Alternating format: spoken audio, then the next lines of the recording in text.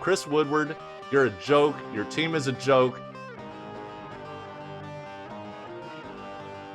So here's Lane Kiffin hatching this brilliant idea. Burn, baby, burn. Yeah. Just go, baby. Hello and welcome to another exciting edition of the Slightly Sideways podcast, episode 6. I am your host, Koenig, joined as always by my good friend and co-host, Corbin. Say hello to the people, Corbin. Hello, everybody. Thank you so much for tuning in for episode 6. And we have a very fun show planned for our listeners tonight. We have a flashback episode of sorts that I think everyone will enjoy. But before we get into the show, we do like to have a few drinks during the program. We think it keeps us loose, keeps the mood of the show light and unfiltered, so to speak. So on my end, in a glass that I stole from Colin's Irish Pub in Flagstaff, I have some Montucky Cold Snacks. This has kind of been my go-to drink as of late. The official, unofficial beer of Montana.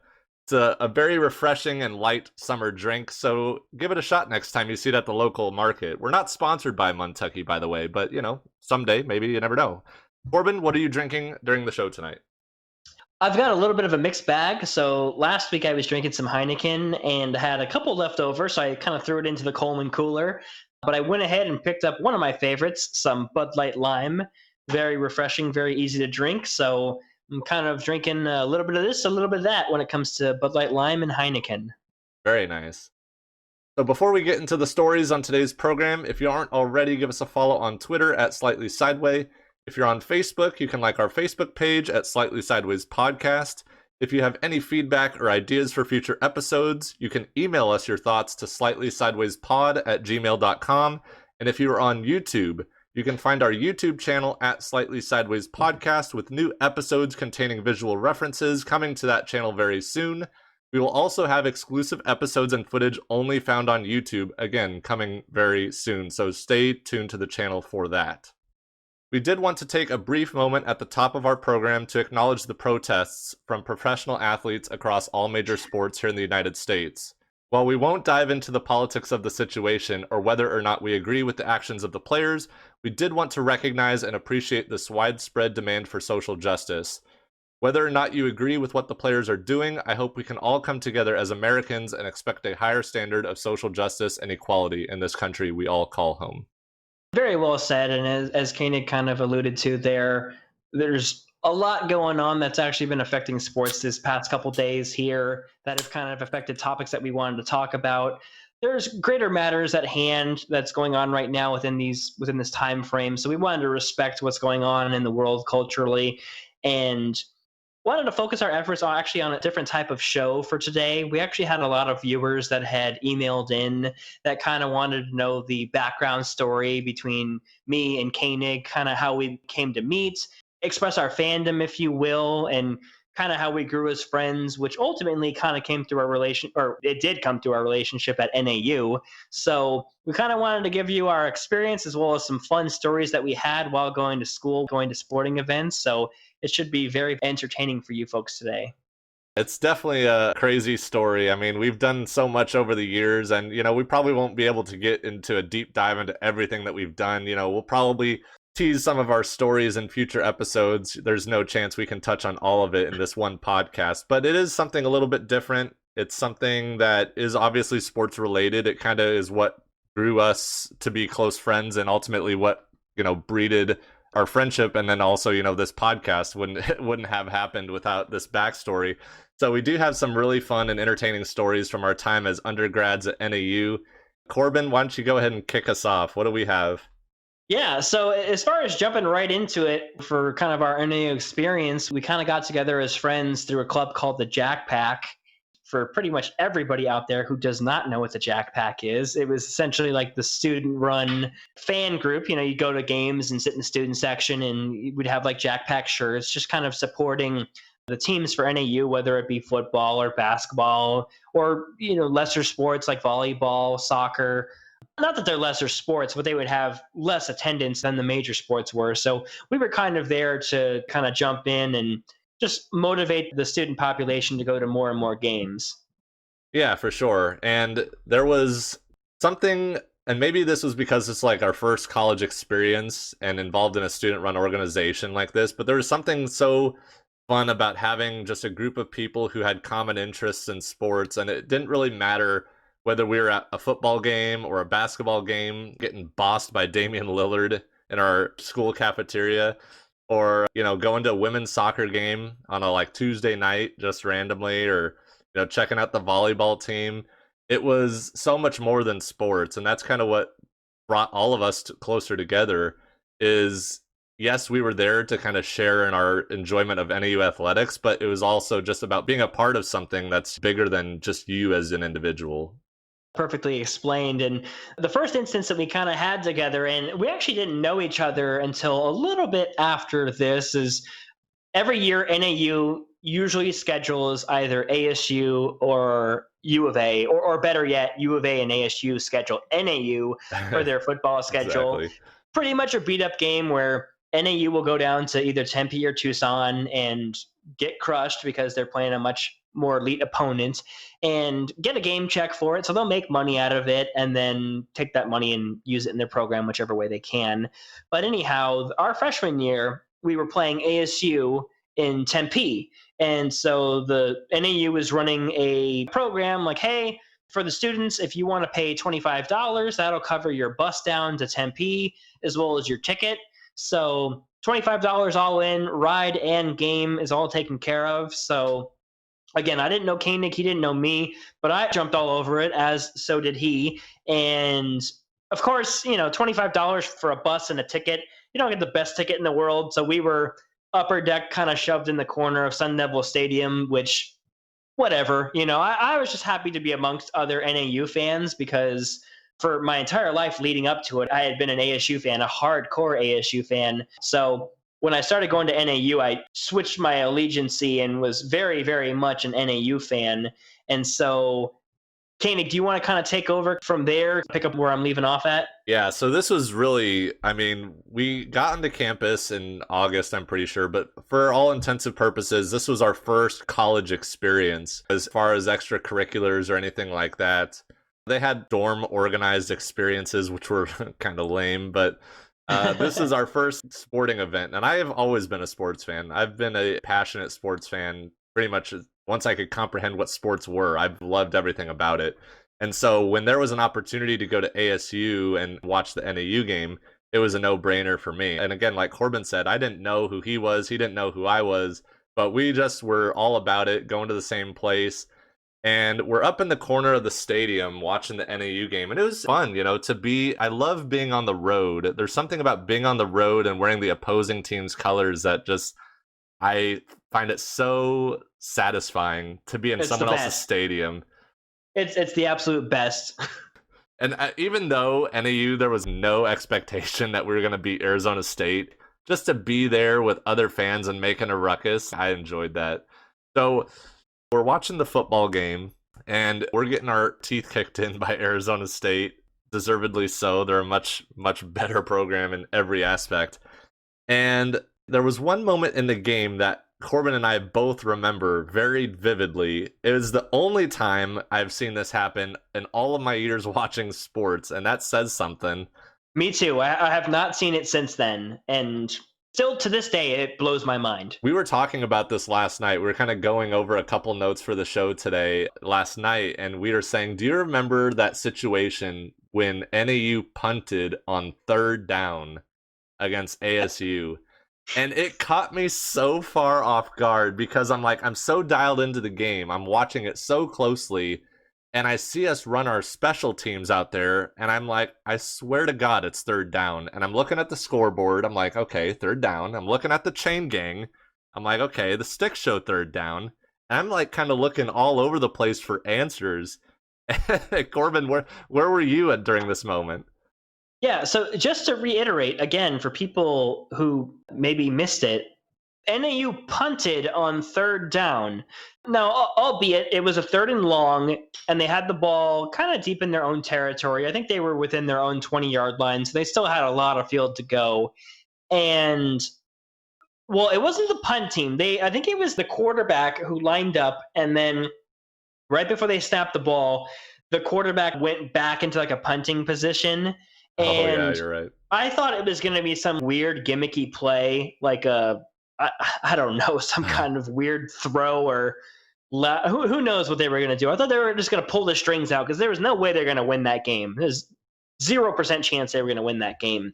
And sure enough, the guy snaps the ball and kicks it and punts it on third down. And what's the crazy thing, and this kind of set the expectation for NAU sports in general, is me and Koenig are, of course, like up in arms. I remember seeing him reacting like, what the fuck? Because he sat pretty dang near me. We were either in the same row or he was one row in front of me, but he was only 4 or 5 people down away from me. I vividly remember seeing him very close to me. And they punt, and the only people that seem to react to it are me and Koenig. We're just both like hands in the air, like shoulders shrugged, like, what the fuck? I thought it was a mistake. I thought, like, okay, they forgot to change the down marker on the scoreboard. But then again, like Koenig said, I looked down to the chains on the field and saw that it was definitely third down. And so that kind of set the expectation right there with NAU that they never really took winning seriously. And we'll kind of get to that in more detail here in just a little bit. But again, something that I have never seen to this day, and I have more notes on that here in a little bit, but the crazy thing about that game is, yes, we weren't close to winning, but we didn't get like destroyed. We lost 30-13, which, okay, we lost by 17, which is 3 scores, but all things considered, like a Pac-10, at the time they were Pac-10, they weren't Pac-12 yet, a Pac-10 school versus an FCS school like NAU playing in the Big Sky Conference, that's not that terrible. Like, to only lose by 17, you see these FCS teams lose by like 40, 50 points sometimes. So yeah, it wasn't the greatest performance, but it wasn't like we were getting so stomped that we had to punt on a third down. Right. And I know we've talked about this on other episodes, but I think it's also worth noting this is a money game for NAU. NAU specifically goes on the road and they play these games against these Power 5 teams because they get paid to do so. And so much of their success as a program relies on the fact that they get this money. And this is part of the reason why some of these FCS programs weren't holding fall sports. Once some of the Power 5 conferences decided that they weren't going to have these non-conference games, well, that completely eliminates these Division I AA programs from having those money games, having those games that their program rely on so heavily. What kind of drives me nuts is, like you said, these are games that you're expected to lose. You're expected to get trounced. So the whole idea behind the punting on third down, I actually went to a coach's luncheon the following whatever day. I think it was like a Tuesday or a Wednesday after the game.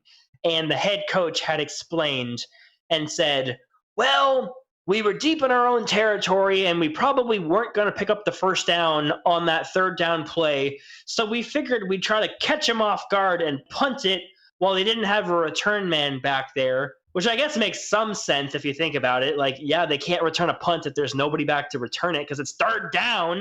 But that was his reasoning. And again, the culture at NAU was just very like nobody really seemed to mind too much when they would fail or have mediocrity.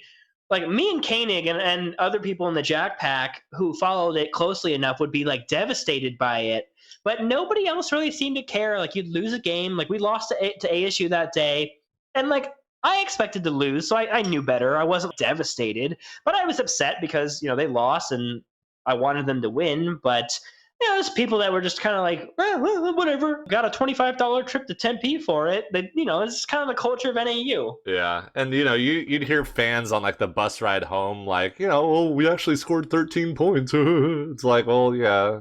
And I'm up in arms over it, because I'm such a competitive asshole that like I want to win every game, and so I don't care that we're playing a Pac-10 team like ASU at the time. I didn't care. I wanted to win the game, and especially the fact that you're punting on third down. You're basically conceding defeat before the game is even over. That's the way it felt to me, anyways. The one thing I'll say is when we were at NAU, we were always hopefully optimistic. We always hoped that like we would win, and we were optimistic that we would win. When in reality, we definitely did not have the talent to consistently win. So we did set ourselves up for devastation far often than we should have. But that was just the fans in us. And I knew that we were very, very similar because we both had the same mindset where we expected to win, even though on paper it wasn't maybe realistic, but we would be devastated if they didn't. And we were the kind of fans that even if we would win, we would still find a way to kind of criticize the game. Like, oh yeah, well, we won, but we could have done this, this, and this better. So we were never like fully satisfied, which probably isn't the best thing in the world, but we were so analytical on our teams that we would get together before games in like the middle of the week on like a Wednesday and be like, okay, what do we got to do to win this game this week? And we'd be like mapping out this game plan. Well, I think if we could limit them to 100 yards or less rushing, that we'll end up winning this game. And just going into these really weird, bizarre situations. Yeah, no, I definitely vividly remember those times. But even before then, we come off the loss to ASU, whatever. So then we go to the first home game, and I don't know exactly who it was. It's probably against like New Mexico Highlands or some ridiculous school that we schedule the first home game every year. So we have a team that we can beat up pretty badly. And this is kind of like our first instance, quote unquote, hanging out, not like as friends, but like we're both standing in the first row of the Jack Pack on the 50-yard line. You know, we showed up like half an hour before the game, and that's the seats that we got. That shows you how interested NAU is in athletics. So we would not to interrupt you there, but we would literally, the doors would open for the Sky Dome where NAU plays their football games. That's the stadium. The doors would open for the Sky Dome. I'm pretty sure like an hour early, like an hour before kickoff, and we would look down at our watch and be like, oh, well, we got like a couple minutes. So we'd be tailgating and we'd finish our drinks or whatever. Just casually meander over to the door. No line, no students like waiting to get in. Nothing like you see at these major programs, and walk right in willy-nilly. Again, no rush. I mean, you could make a sandwich as you're walking down to your seats. Boom. Front row, 50-yard line. Just no effort. Just as long as you went in when the doors opened or around kind of that time, you were guaranteed front row, 50-yard line. I loved it because it was just like we were guaranteed the best seats in the house every single game, but nowhere near like it is at other schools. Yeah, no, completely.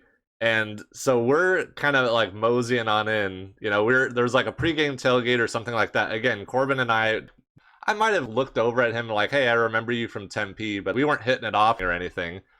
And so we go to the game and I end up standing next to him. We're standing in the front row at the 50-yard line. And so even then we're just kind of like enjoying the game as fans. If you've ever seen that Buffalo Wild Wings commercial where the two guys are just yucking it up watching the game and they're like high-fiving and chest bumping and stuff like that, and the guy leaves like, oh, all right, see you later next week, man.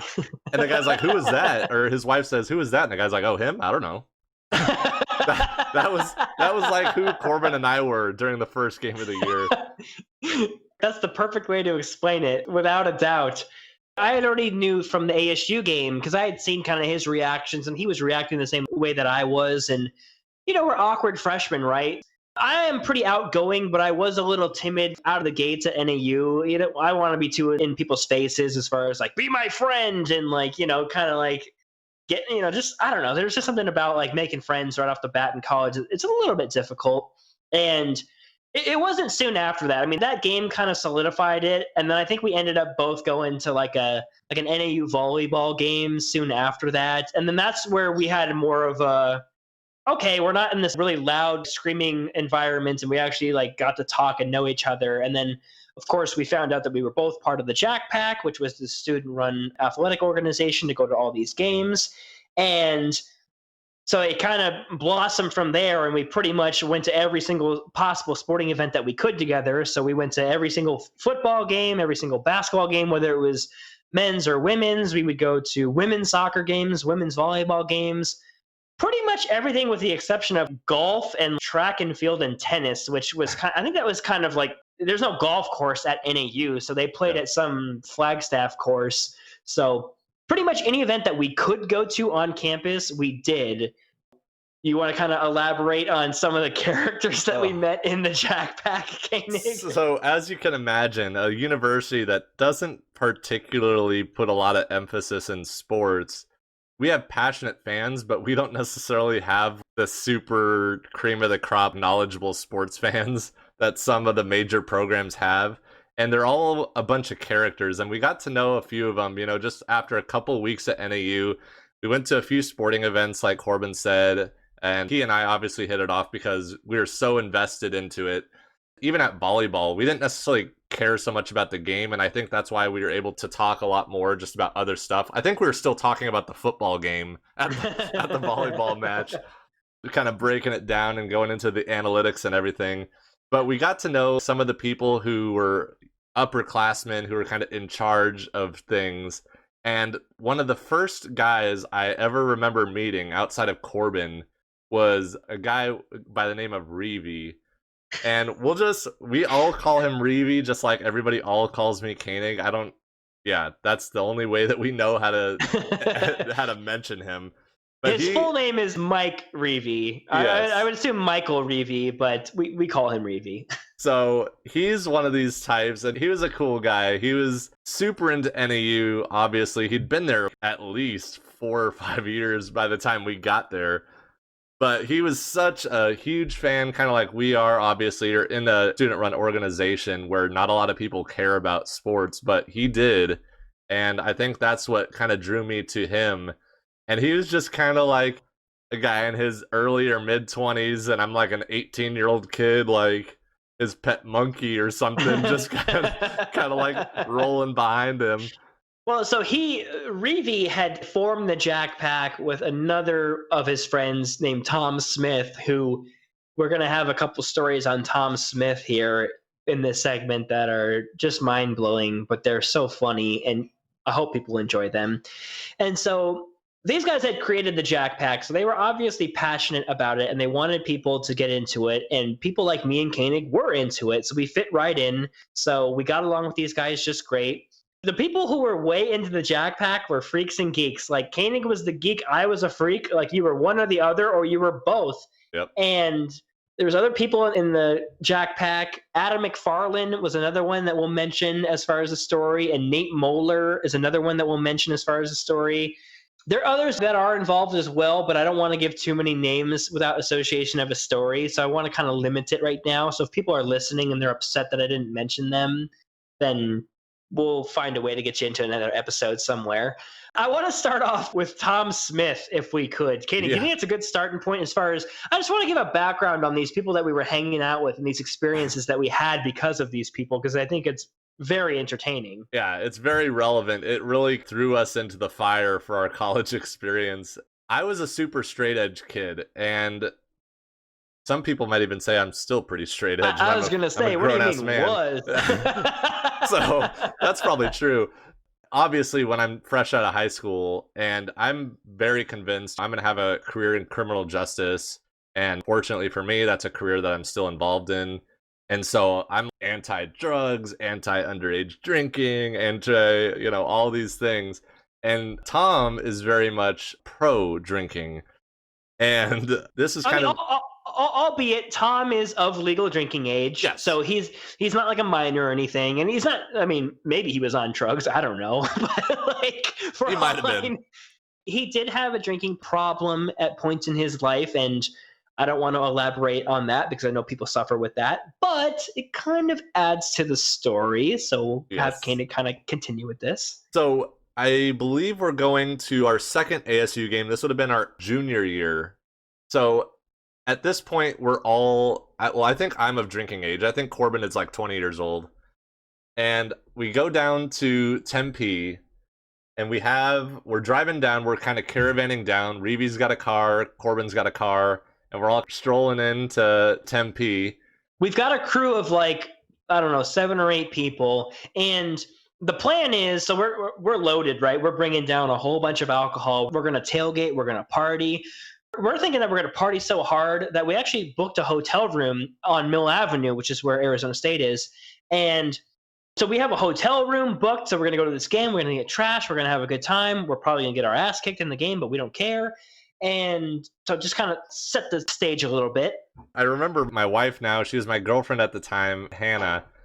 She was so upset because I was convinced I was not going to drink at all until I was of legal drinking age. Again, super straight edge kid, did not want any part of it until this incident. So we're driving down, we're about a quarter block away from our hotel, and I think we're on walkie-talkies or something like that, and we get a walkie from Adam McFarlane, and totally serious because this guy is a total airhead. He goes, hey, the MapQuest says, because we used MapQuest back then, there was no Google Maps. So he says, the MapQuest says, the hotel is right around the corner. Do you guys see it? And we're like, Adam, it's right there on the other side of the light that we're stopped at. So we unload our cooler. At the time, I don't think we had a Coleman cooler, unfortunately, but I think we had like an Igloo. And, we roll it into the hotel room. I think the guys had a spot, and I think the women had their own room, obviously. And we're kind of just yucking it up before the game. We got there plenty early, I remember. And Adam convinced me to drink a Sam Adams, which was my first exposure to alcohol with the Jack Pack and in general. Ooh. And I had told Hannah too, she was pissed. She was like, I tried to drink alcohol so many times and you said no. And so she was kind of, razzing me a little bit that I caved to peer pressure from Adam McFarlane.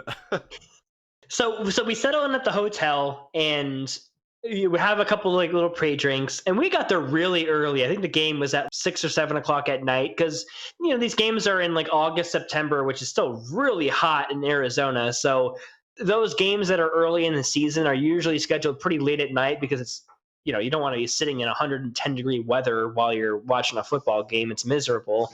So we got there super early, checked into our hotel, and then they used to have, it's no longer there anymore, but they used to have a really big parking lot where fans would go and they would tailgate and then they'd walk across the street and then go to the games. And so we were ready to go. We had Jell-O shots, we had beer, we had just about everything we had shots, like we were ready to go, right?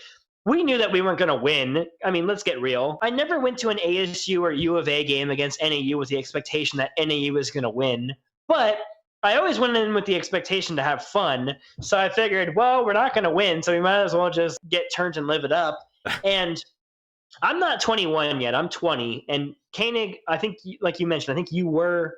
I was 20. I turned 21 in October, and this game was in August. Okay, fair enough. So we were both underage by the law standards. Yeah. So we're there, and I'll give credit to Koenig because he was drinking a little bit. I was getting turned. I was doing Jell-O shots and yucking it up with ASU fans, and I was just having the time of my life. And apparently, so were a few of our friends that we were there with, Mr. Tom Smith in particular. So, again, we're pre-gaming. We're just, and the nice thing, I mean, not entirely, because there are some ASU fans that are dicks to opposing fans no matter who you are, but for the most part, ASU fans kind of see NAU fans as like, like the cute little brother. Like, you have no chance of ever winning, but like, you're not our rival. You're not U of A. So they're kind of buddy for the most part. So I had like ASU fans give me beers and stuff and just kind of yuck it up. And we're having fun. We're having a good time, right? And so eventually it comes a time where we got to go into the stadium, and our group would always go in right when the gates would open because we'd like to watch our team warm up and yell out to some of the players on the field to wave at them and maybe call them over to the sideline to talk to them for a little bit, whatever, just pregame shenanigans. So we're walking to the stadium and we think to ourselves, it'd be really great. It'd be a brilliant idea if we walked through the ASU student section, like right by it. That'd be really funny with all our NAU stuff. Let's walk by them and taunt them. So it pretty much requires us to walk to the complete opposite side of the stadium in order to go into the same gate where the student section is. That walk felt like it was miles long, too. After you've been drinking all day and it's like 100 degrees outside, I was dying. Yeah. Even though the game is later, it's still hot. So I don't want you to think that it's like a cold atmosphere. It's still like 100, like 95 degrees. It's not cold. And we've been up in Flagstaff getting used to the colder weather up there. You know, in Flagstaff, it's like in the 70s. It's really nice. Yeah. And so we're walking around the stadium to get to the ASU student section, and Tom Smith, who is just wiped off his guy is fucking hammered, like hammered, starts flipping out. He's like yelling and mind you, there's ASU students, ASU fans all over the place. These motherfuckers, man, fuck this team, blah, blah, blah. Just all these expletives directed completely at Arizona State fans. And there's like four of us. It's me, Koenig, Tom Smith, and Mike Reevy. It's four of us going in together with like hundreds, if not thousands, of ASU fans around us. And Tom is just going berserk. He's like losing his shit, freaking out, yelling and screaming, like looking for a fight. And I told Reevy, because Reevy has known Tom Smith longer than he's known us. I said, Reevy, you got to reel this guy in. Like, you got to, like, you know, if people come over to like fight him, I'm not jumping. I'm not getting my ass kicked because of Tom Smith, right? Yeah. Like, I'm here to have a good time, and hopefully NAU plays well enough that we don't get completely embarrassed. So, Koenig, do you want to elaborate more on this? Do you want to add to this? Do you want me to keep going? Yeah, so we get through the turnstiles. Miraculously, the officers are there kind of right when you check in, and I'm telling Tom, and I'm a super lightweight, right? Because I hadn't drank at all, and so all it took was a couple beers in me, and I was like a rocket ship. I just took off. And my drunk ass is trying to tell Tom Smith, dude, you need to like relax. Like, this cop is gonna take one look at you, and your ass is gonna be gone. Yeah. It's a miracle he got in. The fact that he got past that officer, I'll never know. But we get in, we're walking by, there's a couple vendors or everything, and you kind of turn the corner, and then right there, kind of in the corner of the end zone, is those three sections of ASU fans. And we're walking directly past him. And I'm kind of a showman, I like to think, and I'm just like playfully like egging them on, puffing my shirt out that has NAU on it, and kind of like dancing a little bit in front of them, like just kind of like hamming it up, right? Like, just again, there's no expectation that we're going to win this game. None. So I'm just trying to have as much fun as I can, right? Just building these memories, right? So, of course, ASU fans don't take kind to it. They think I'm some dickhead, which, you know, I can see it, whatever. Yeah. If I was on their end and I saw me, I would have been like, oh, that guy's a dick. So they're like mouthing off, and here comes Tom Smith again, like the fucking firecracker. Oh man, let's fucking take these guys out. I'm like, Tom, there's literally thousands of them and four of us. And Tom Smith is this little shrimpy, like Indian dude who, I mean, unless he knows some fighting skills, this guy would not bode well against most people in a fight, I would assume. Yeah. So we get out of that situation, we get away from them as quickly as we can, and I'm just thinking to myself, like, oh my god, like, I hope Tom is not going to be like a problem during the game, right? Like, I hope he's not going to like start fights in our seat. So we were actually sitting on the complete opposite side of the student section, so we went out of our way to walk past them, but then we had to walk back to the opposite side of the stadium where our seats were. Made sense at the time. So, yeah. And again, we get into this game way, way early. So it's still like 45, 50 minutes before kickoff. So we're at our seats and we're watching warm-ups. Like, the special teams is out there kicking field goals and punting and all that jazz. And we're standing on our seats. At Sun Devil Stadium, it's all at the time, it was all bench seating. So it was just these big, long silver benches that you would just obviously sit on. But while we were watching the warm-ups, we were standing on them, just kind of like looking over, because there's really nobody around us, because we're an hour early to ASU NAU. I mean, ASU fans don't give a shit about the NAU game. I mean, they know they're going to win. So half the stadium shows up for that game. And we're standing there, we're looking around. Koenig, do you want to kind of go into the details of what happens from here? So I'm in the row in front of Corbin, and I think I might have even been in the row myself, and I'm just kind of checking it out, taking in the vibe, probably snapping a couple photos on my phone, and I hear the loudest thud from behind me, and I thought, oh, maybe a punter shanked the ball into the seats. It made that kind of sound. If you've ever been to a baseball game where there's metal bleachers in the outfield and some dude just crushes a dinger into the bleachers and it makes that thud when it hits the metal bleachers, that is the sound that came from behind me. Tom Smith literally, if you've ever seen a tree get chopped down, he just fell straight forward like a plank. He was frozen solid in a standing position, fell forward completely, didn't put his arms out in front of him. He was so hammered. He essentially passed out while he was standing up and fell completely forward and just face planted into the bench seats in front of us. Just full on, like, bam, just smashed and busted his head open. And there was no bracing for impact either. He didn't put his hands out or anything. His face caught the fall.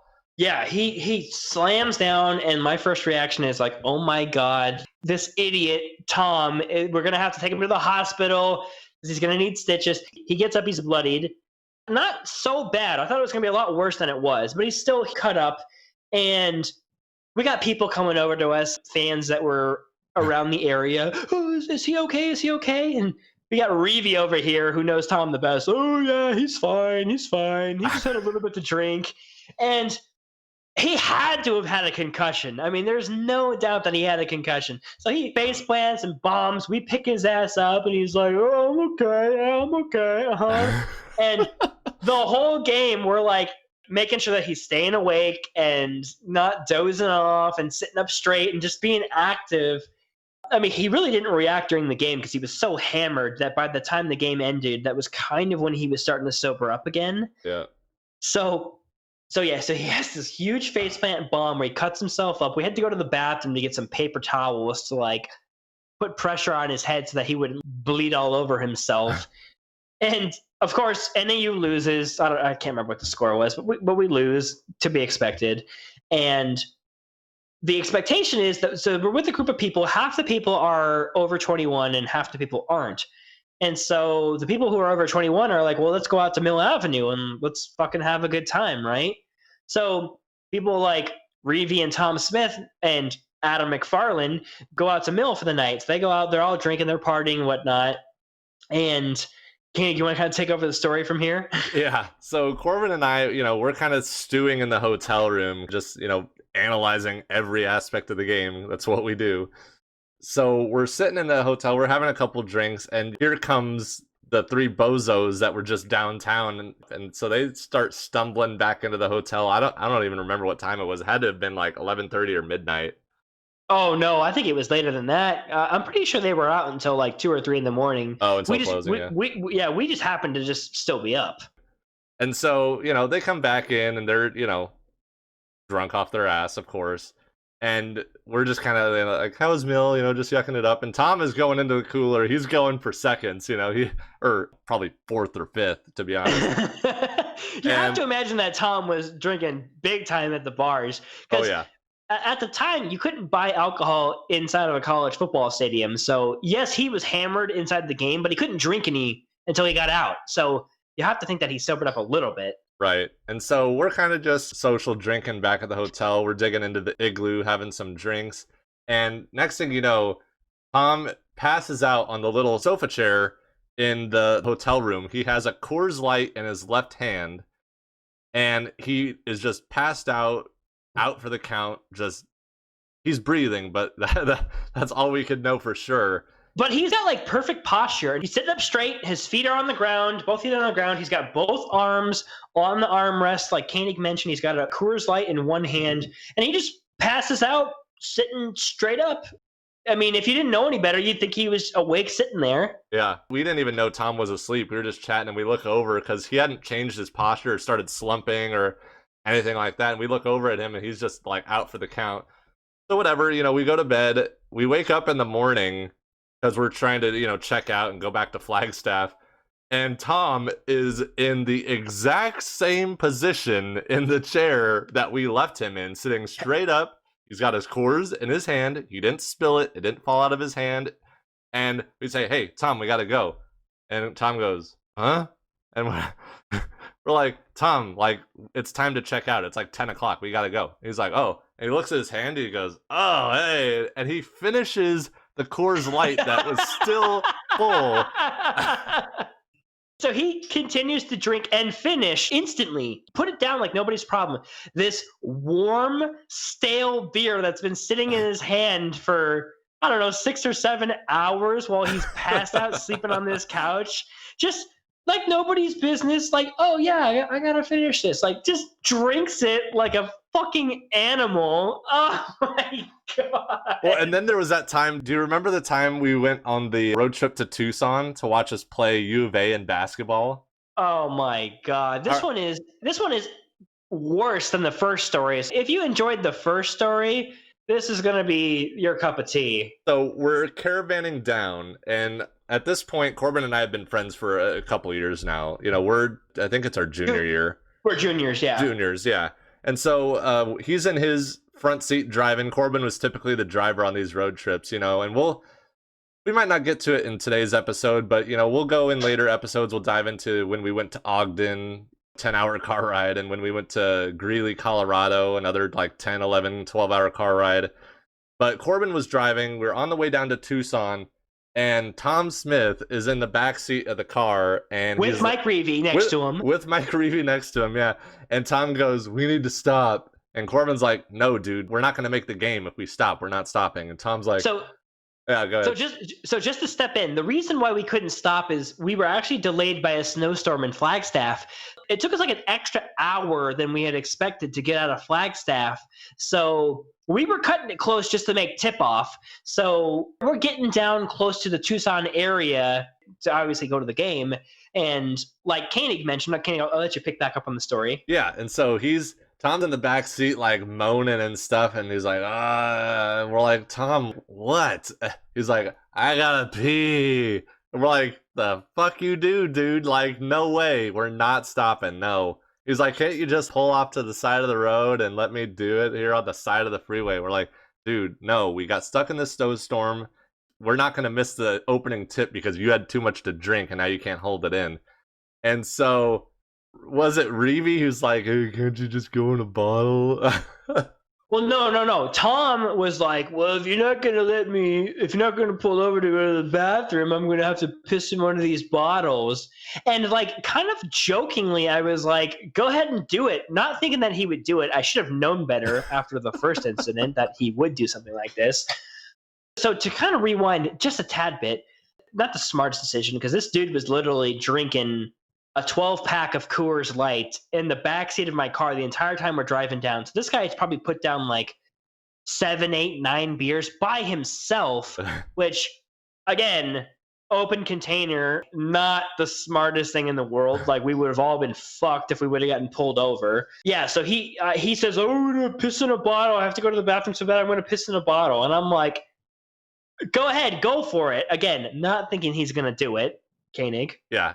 But then he does. We're sitting in the front seat, and Tom is like giggling his ass off, and we're like, what is he doing? But we don't want to turn around. Corbin, especially, he's driving, but I'm in the passenger seat, just like staring at the windshield, like, please God, let this drive be over. Because I mean, the drive from Flagstaff to Tucson is not exactly the most enjoyable drive in the world. Yeah, it's like 3.5 hours, and driving from Phoenix to Flagstaff, after you do it so many times, is pretty mind-numbing. And then to extend it by going to Tucson also sucks. Yeah. But to jump into that story a little bit, Reevey like alerts us that like, oh guys, like he's actually doing it. He's pissing in the bottle, and he's back there like he's back there giggling to himself, and you can hear like the trickle of his piss as he's pissing into this bottle, and so he takes a whiz into this bottle. And we're all already just like, "God damn it, Tom!" Like, Jesus Christ! Like, you're a full-on like adult man, and you can't control yourself like ever. It seems like. And so he goes, "Well, what do I do with the bottle?" And we're like, "You need to fucking hold on to it."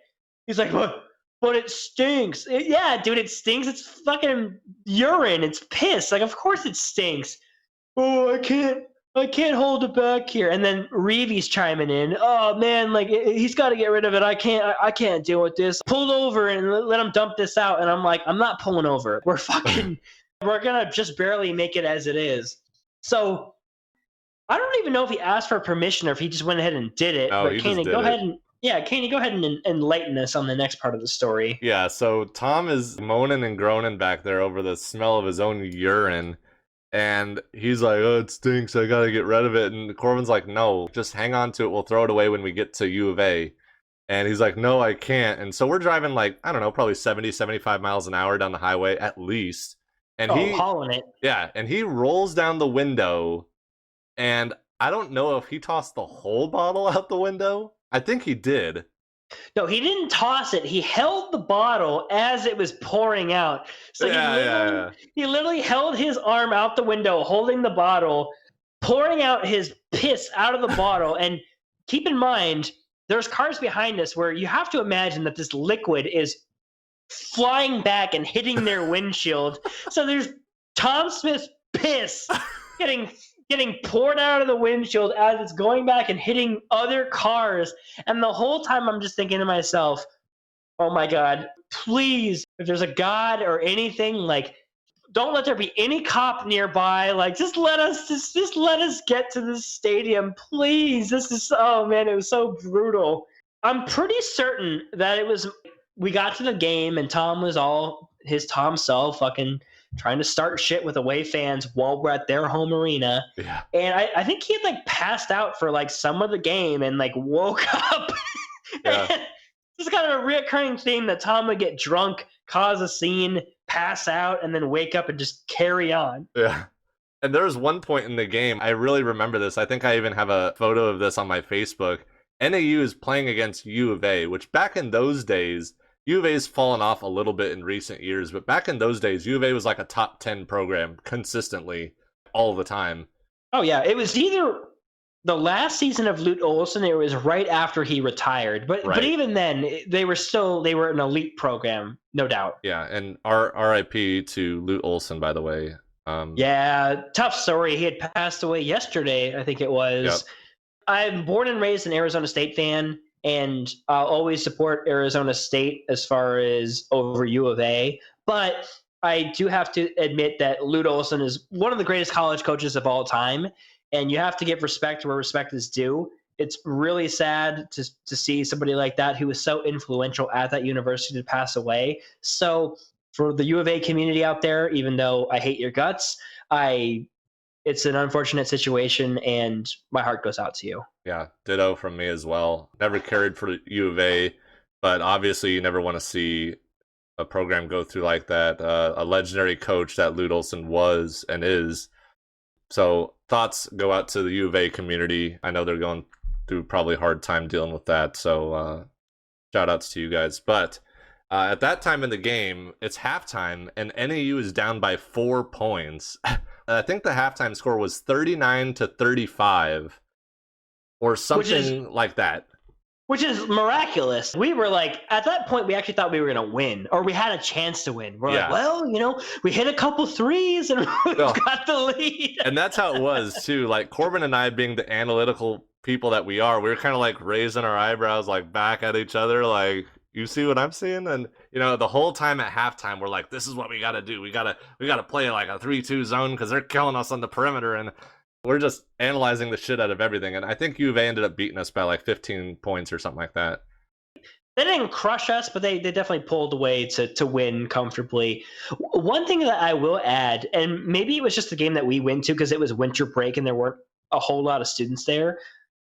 There were a lot of old people at that game. Yeah. I remember looking around the stadium, and it was like the average age of the people who went to these U of A games was like 60. Yeah. I mean, and I don't mean to like call out old people because that's messed up, but it was just weird. Like, I go to ASU games and you just see people of all ages, and we went to this U of A game and it was just all these old couples that were in their like U of A sweatshirts, and it was just a weird dynamic, man. I don't know. Like, Kenny, did you pick up on that when we were there? I totally did. It felt like an AARP meeting. It's like a bunch of like 60-plus-year-olds in like a red sweater vest and, like retired types that retired to Tucson because it's always sunny in Tucson. I mean, credit to them.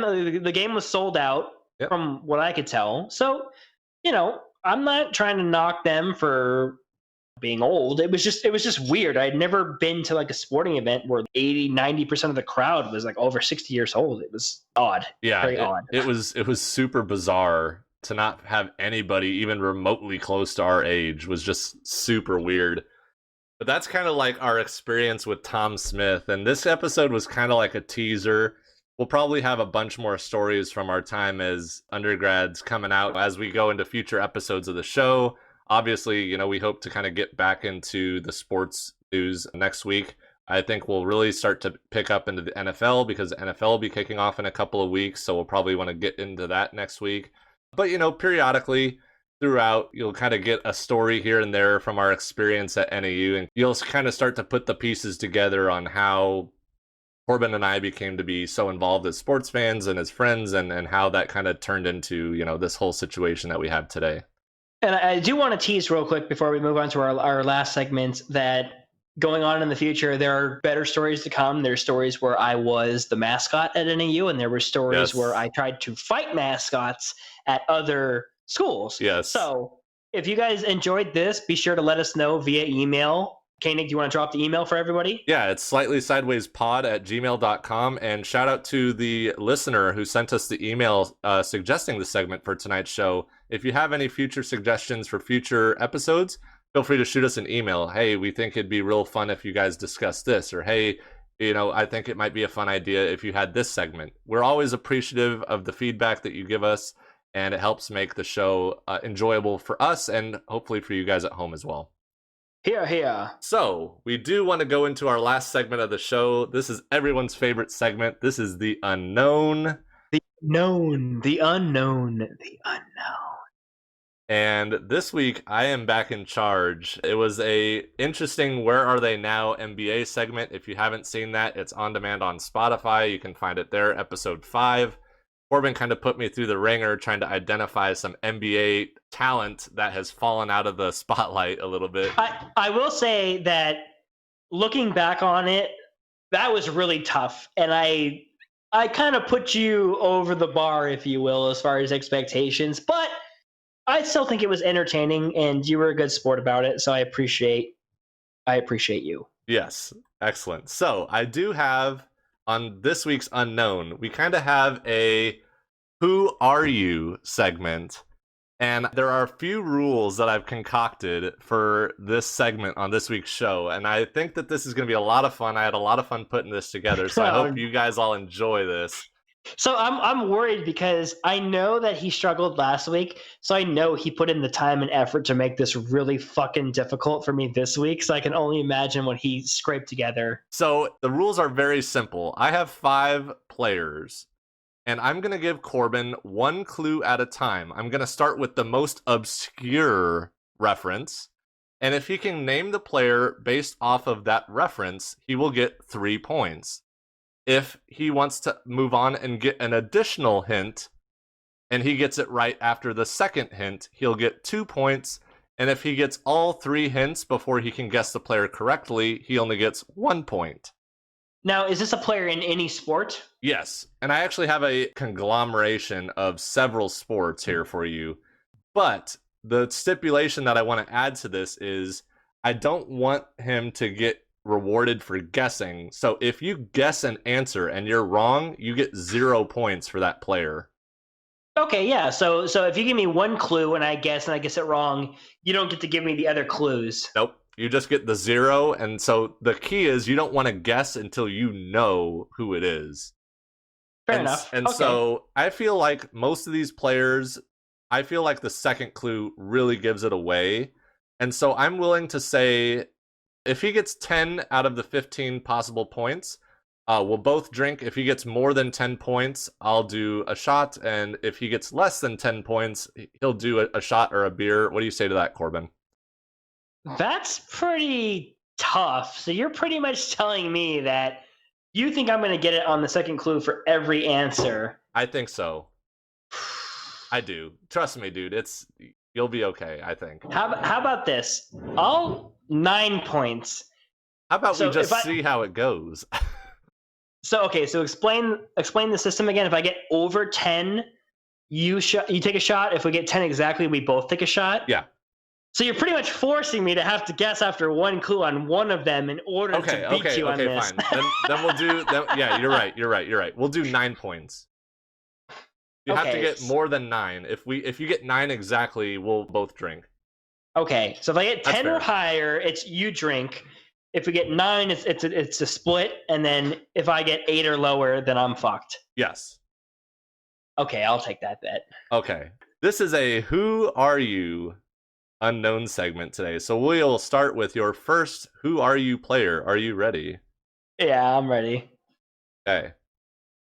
Hint number 1. This is worth 3 points. This Major League pitcher set the league record for walks, amassing 2,795 walks over the course of his career. I need clue number 2. All right. Clue number 2, worth 2 points. This player got his first shot in the big leagues as a member of the New York Mets, and at the time of his promotion to the big league club, he was the second youngest player in the league. Oh, Jesus.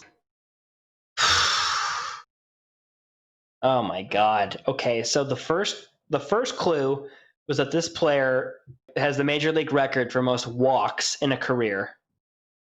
And then the second clue is that he got his first start with the Mets. Most walks. Jesus, that could be like every single Mets pitcher. I'm actually going to take the third clue here. Okay. This one I think will give it away. This is how typically all of them are. If you don't get it by the third clue, that I try to throw you a bone. Then you're a dumbass. Well, no. So clue number 3, worth 1 point. This player holds the record for career strikeouts with 5,714, which is 839 more than the guy in second place. Oh, it's Nolan Ryan. Is that your final answer? Yes, for sure. Nolan Ryan is correct. Damn, I didn't know that he had the record for walks. That's good to know. Well, he is one of those guys who's always throwing at like 100 plus miles an hour, but he didn't really throw it for strikes very well, apparently. So okay, so I got 1 point with a potential of I got 12 potential points on the board. Yeah. Still, you still got plenty of time to make it up. I think some of these you might get after the first clue, even. So the max I can get right now is 13. Yes. Okay. All right. Are you ready for player number 2? Yes. Okay. Clue number 1. This is worth 3 points. This player is the only player to ever win the NFL MVP 3 consecutive years. Ooh. I have an inkling, but I don't want to guess wrong, so I want my second clue. Okay. The second clue worth 2 points. This player's 297 consecutive starts is the longest streak in league history. Fuck. Oh, God. So, oh, Jesus. I'm screwed. I'm going to have to run the table here because I was thinking, it's got to be a quarterback. So the first clue again was they were 3 consecutive MVPs, right? The only player to ever win 3 MVP awards in a row. Okay. And then they have the record for most consecutive starts, which is 297. Yes. Jesus.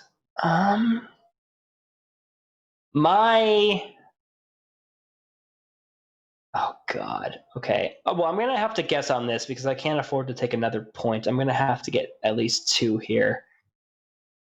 My gut is Peyton Manning.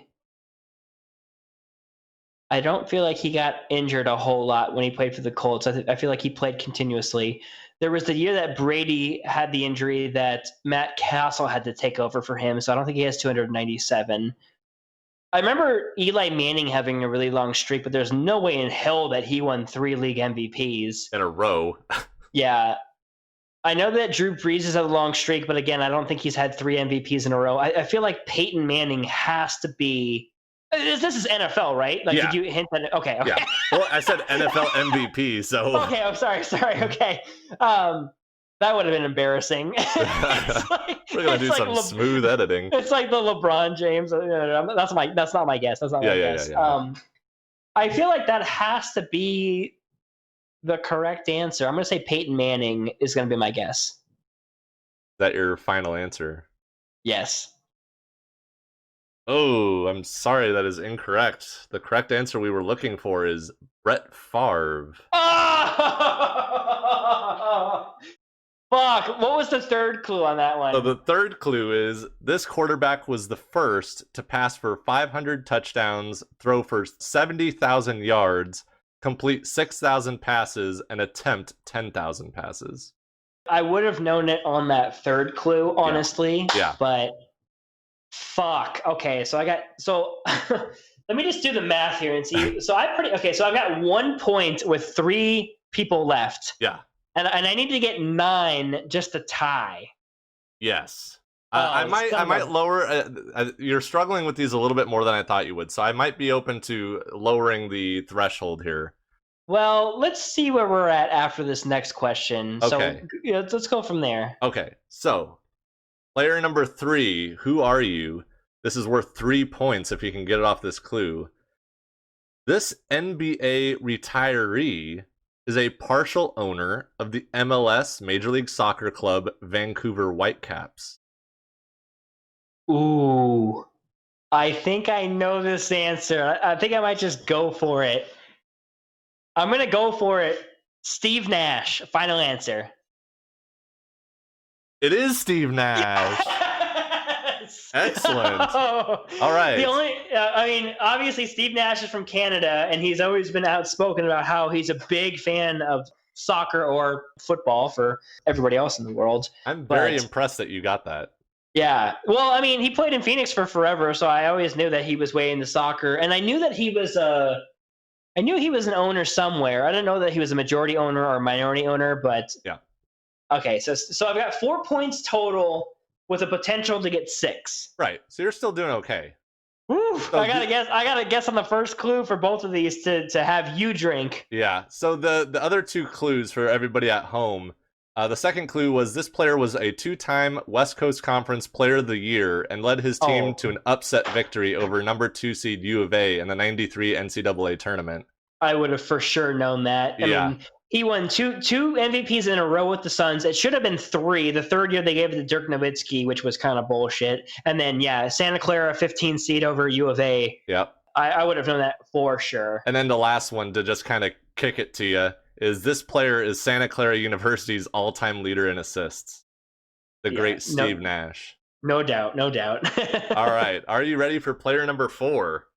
Yes. So just to be sure here, I essentially need to run the table and guess on the first clue for me not to drink, and I can afford to give an extra hint to get to 9, right? Yes, that's correct. Okay. All right. I just want to make sure I have this right. So, okay, go ahead. I'm ready. Okay, your next Who Are You player. This first hint, if you get it right, is worth 3 points. Are you ready? Yes. Okay. This former ACC football star batted .304 and led the National League with 14 triples during the 1992 season. Oh, I know this one. So just to make sure I understand the question, you said a former ACC football star led the National League, and you said it was 92? 1992. Okay. Well, in my mind, it could have only been either Bo Jackson, who played for the Royals, which they're not in the National League, and I'm pretty certain he didn't play in 1992, or boy, Deion Sanders, who played for I believe the Braves and the Falcons. So he played for both Atlanta teams, so he could play both sports at the same time. So I think it has to be Deion Sanders. Final answer. Deion Sanders is correct. That's what I'm talking about. Very boy. Nice. Very impressed. So I'm sitting at 7 going into the final question. So if I guess on the first answer and get it right, you owe a shot or a drink. And if I get it on the second clue, we both owe a drink. And if I miss it or if I wait till the first clue, then I owe a drink. Correct? Correct. Oh damn! Okay, this is coming down to the nitty gritty. So the final two hints for everybody at home. The next one would have been this player is the only athlete ever to hit a home run and score a touchdown in the same week. And then the third hint is this NFL Hall of Famer is the only player to ever play in both a Super Bowl and a World Series in his career. The great Deion Sanders. There Hell you yeah. go. So I honestly think that the first clue is the easiest because you told me the conference, which eliminated the Bo Jackson and eliminated. I mean, 1992 too. Like I think Bo Jackson was like in the 80s, maybe. Yeah, I think you're right. Yeah. So the 1992 was. I was like, okay, that's a Deion Sanders for sure. All right, are you ready for your last Who Are You player? Yes. Oh, okay. So. Yes, I'm ready. It's going to be fucking hockey related. I already know because you've already asked me other sports. Question 1, worth a possible 3 points. This NHL player is the only player at his position to win the Conn Smythe Trophy, which is the Stanley Cup Playoffs MVP, 3 times in his career. So I'm just thinking out loud, so I'm not guessing. So don't think that I'm guessing here. My obvious answer, which I do not believe is correct, is obviously Wayne Gretzky, because he won so many Stanley Cups, and you just have to assume that he won the Conn Smythe a lot of times. Read the question one more time, if you could. This National Hockey League player is the only player at his position to win the Conn Smythe Trophy, the Stanley Cup Playoff MVP, 3 times in his career. Worth 3 points if you get it right. Okay, so now that you said it again, so you said at his position. So, let's see here. Now I'm thinking that it's maybe a goaltender, and I'm thinking like Patrick Waugh, because I'm almost certain that he won it twice. Potentially a third time. I kind of want to guess just to have somebody lose and somebody win, but I also don't want to take a shot right now. Well, if you get it right on the next clue, then we can both shot. Then I have to drink anyways. So it's either I guess now. I mean, I don't care if you drink. Like, I don't give a fuck. Okay, so I'm not trying to stall here, and you can see. So just so people at home know, Koenig can see me on screen. My hands are in the air. I'm not looking anything up. I'm not trying to stall to look anything up. Yeah, he's not cheating. So it was this player at his position is the only person to win the Conn Smythe Trophy 3 times. Yep. And the Conn Smythe is the MVP of the Stanley Cup playoffs. The whole playoffs, yeah. Oh, son of a bitch. For some reason, I associated that with like just the Stanley Cup matchup, not the entire play. Usually it's, okay, don't pay mind to me. I'm going to fucking go for it. I'm going to say Patrick Waugh. I'm going with my gut. I'm going to say Patrick Waugh. Final answer, locked in. It is Patrick Waugh. Yes! Oh, I get owned in this segment every week. Oh, holy shit. If you guys are Team Koenig, can you give me like a shout out on Twitter or something?